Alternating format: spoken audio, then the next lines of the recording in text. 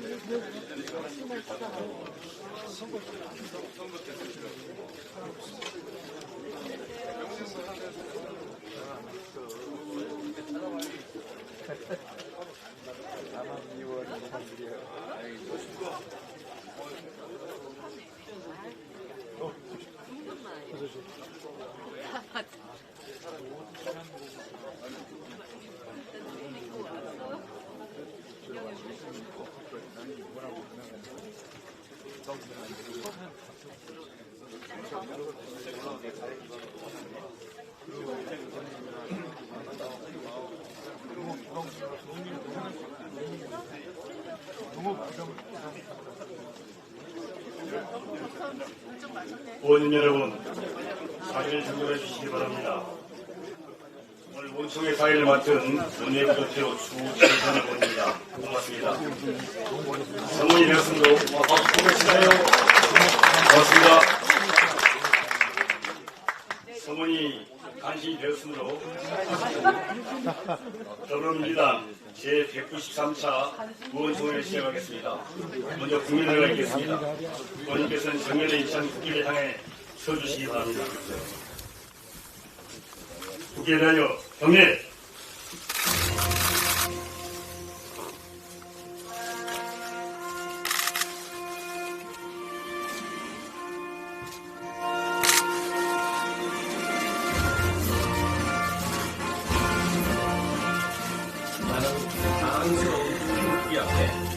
자유롭고 조용히도 대한민국의 무궁한 영광을 위하여 충성을 다할 것을 굳게 다짐합니다.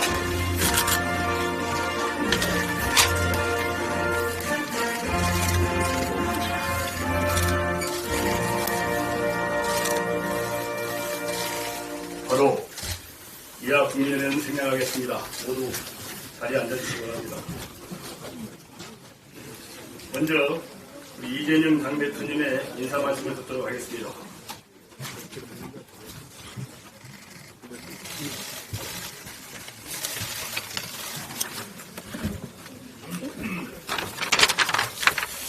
네, 우리 사회자께서 겨우 성월이 됐다고 하더니 그 사이에 많은 분들이 오신 것 같습니다.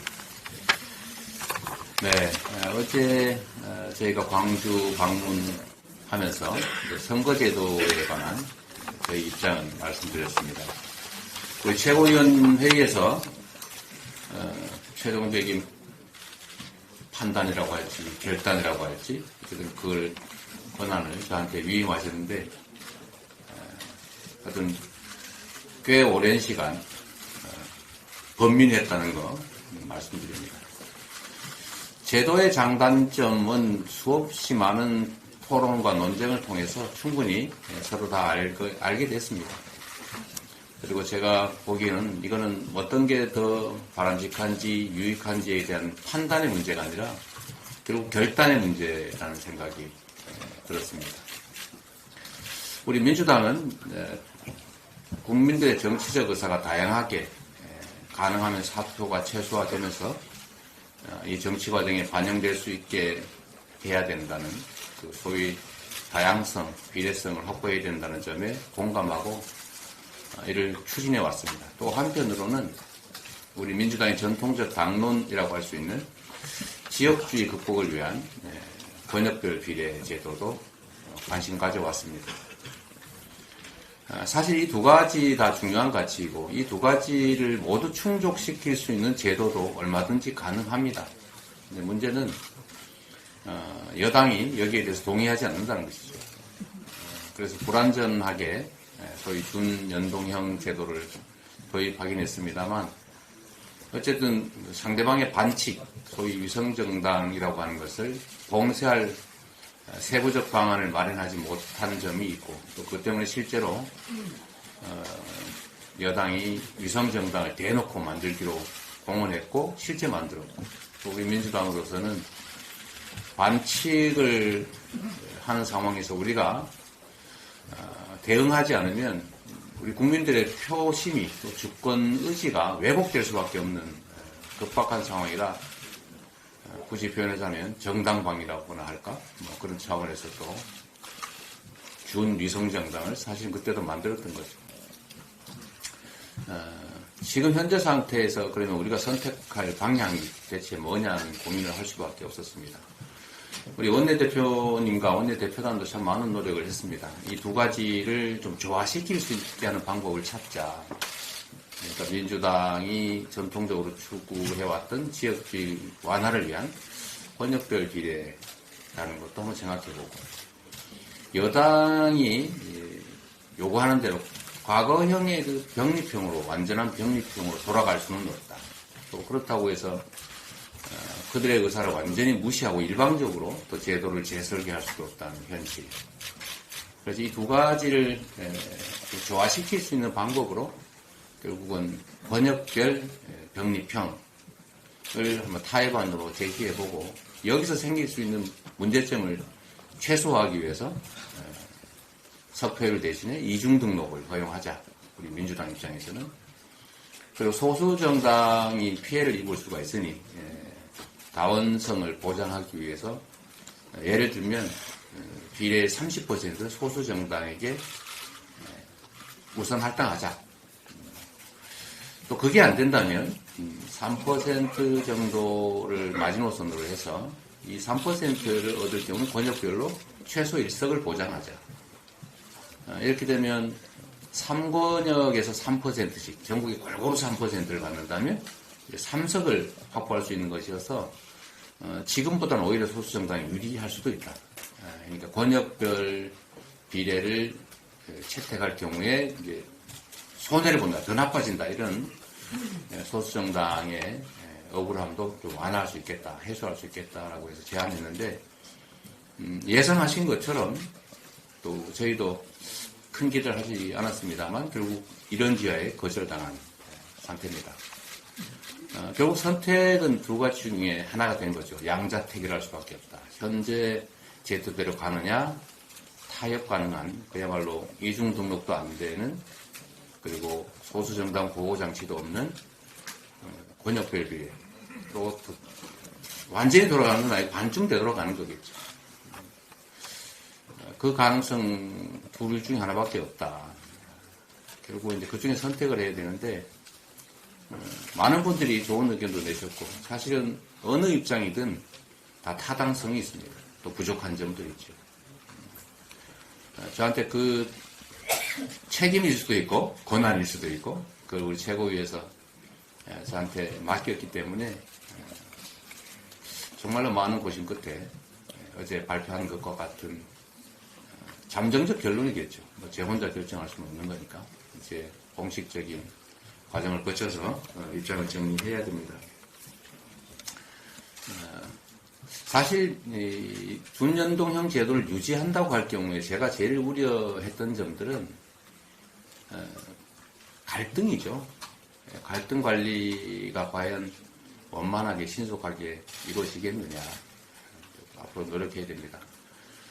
이 윤석열 정권의 이 폭주를 막고 또 이번 총선에 사실 우리가 이기지 못하면 국가 시스템까지 다 뜯어고칠 가능성이 매우 높습니다. 지금도 국민들의 의사나 또 합리성 이런 거와는 전혀 무관한 정말 난폭한 결정들을 마구하고 집행하고 있기 때문에 입법권까지 그들의 손에 넘어갈 경우에는 국가의 법제도, 소위 국가 시스템까지 다 망가뜨릴 가능성이 매우 높아서 이번 총선은 어떤 경우라도 반드시 이겨야 된다는 역사적 책임감 이런 것들이 사실 매우 크게 제 어깨를 짓누릅니다.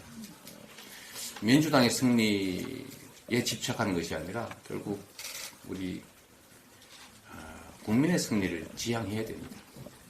너무나 정말 좀 분수령 같은 엄중한 시기이기 때문에 우리가 반드시 국민들과 함께 새로운 희망의 길을 열어야 된다. 퇴행과 붕괴의 길을 방치해서는 안 된다라고 생각합니다. 앞으로 우리가 해야 될 일 중에 또 하나는 비례 문제뿐만이 아니고 이런 엄중한 시기, 엄중한 상황이기 때문에 선거와 관련된 전반적인 연합과 단합, 연대가 필요하다는 생각이 듭니다. 그 점에 있어서 저는 우리 민주당이 맡겨놓을 게 아니라 우리 스스로가 책임져야 된다 이렇게 생각합니다. 그래서 제가 우리 민주개혁 진보진영의 맏형 또는 마지로서의 책임을 다해야 된다. 그 책임에는 언제나 또 권한이 따르는 것이고 권한에는 또 책임이 따르는 것처럼 상응하는 책임을 지고 상응하는 권한도 행사할 수밖에 없다라는 생각을 합니다. 이제 앞으로는 위성정당 논란이 막 생길 텐데 저는 그 점을 좀 부인하고 싶지 않습니다. 말씀드렸던 것처럼 민주당은 현 제도하에서는 비례 후보를 공천하는 순간에 저희가 절반 정도의 비슷한 지역 득표를 한다면, 의석을 확보한다면 비례에서는 거의 다 사표가 되지 않겠습니까? 근데 저쪽은 위성정당을 통해서 득표하는 만큼 비례를 배정을 받는데 위성정당입니다. 우리는 민주당 이름으로 공천을 할 경우에는 거의 대부분 사표가 될 것이라서 이렇게 되면 국민들의 주권 의사, 즉 표심이라고 하는 게 왜곡된다. 이렇게 할 수는 없지 않습니까? 좀 분명한 사실이어서 대응책을 만들어야 된다. 상대방이 권투 경기인데 물건이나 흉기는 들지 말자. 상식 아닙니까? 그래서 우리 물건이나 흉기는 들지 말기로 합의하자고 했더니 그걸 거부하고 결국 칼을 들고 나왔는데 국민들 보기에 참 똑같이 칼 들고 싸울 수는 없지 않냐. 그래서 제가 냄비 뚜껑이라도 들고 방어를 해야 되지 않느냐 이런 말씀을 드렸습니다. 농담 같은 소리지만 절박한 현실이죠. 그래서 우리도 결국은 비례 후보를 공천해서 사표를 만들 수는 없기 때문에 그 상응하는 대안을 만들어야 된다. 그러나 또 연동제라고 하는 준연동제라고 하는 비례성의 원칙을 또 완전히 포기할 수도 없기 때문에 그런 부분들에 대해서 일부라도 반영될 수 있도록 하는 장치도 필요하겠다라고 해서 저희는 통합형 비례 정당이라고 저희가 한번 이름을 붙여봤습니다. 비례 투표를 위한 또 국민의힘의 일방적인 위성정당 창당에 대응하기 위한 그리고 대응책을 강구하되 준연동제가 취하고자 하는 그런 목적, 취지를 최대한 가능한 범위 내에서 살리면서 야권의 대연합을 이뤄내야 되겠다는 생각이 듭니다.